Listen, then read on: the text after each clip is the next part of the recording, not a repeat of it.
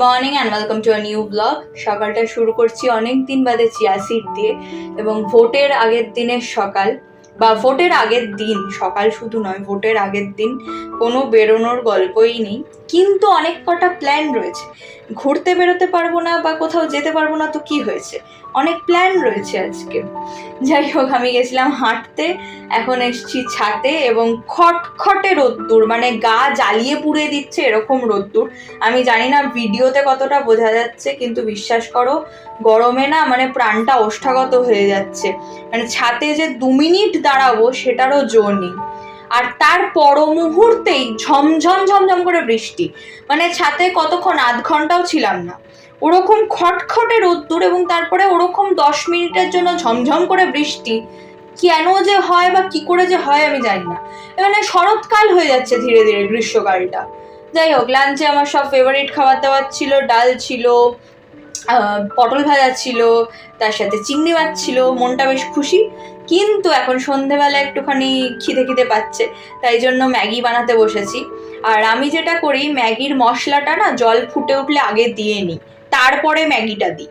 অনেকেই আছে যারা ম্যাগিটা আগে দেয়, কিন্তু আমি যখন আগে এটা করতাম তখন ওই মশলাটা না অনেক সময় লাম্প হয়ে যেত, সেটা আমার ভালো লাগতো না খেতে। অনেক জায়গায় শুধু মশলাটা পুরো দলা হয়ে মুখে পড়ছে, একদমই ভালো লাগতো না।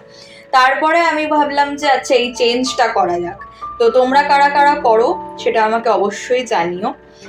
কিন্তু আমি ওইভাবেই করি, জলটা ফুটে উঠলে আগে মশলাটা দিয়ে নিই, দিয়ে ভালো করে মিক্স করে নিই যাতে কোনো লাম্পস না থাকে, তারপরে আমি ম্যাগিটা দিই। যাই হোক, আজকে যে প্ল্যানের গল্প করছিলাম, প্রথম প্ল্যানটা হচ্ছে নীলেদের বাড়িতে। আমার আর মায়ের নেমন্তন্ন ছিল নীলের দিদার বাড়িতে, টু বি প্রিসাইজ। তো মা হাঁটতে বেরিয়েছিল এবং তাই জন্য মা ওদিক দিয়ে আসছে, আর আমি বাড়ি থেকে বেরিয়ে এই পৌঁছে যাচ্ছি। আর পাড়া কালচারে না এটা খুব কমন, আমাদের কোনো কারণ লাগে না অন্য কারুর বাড়ি যেতে, মানে আমাদের এমনি প্ল্যান হয়ে যায়।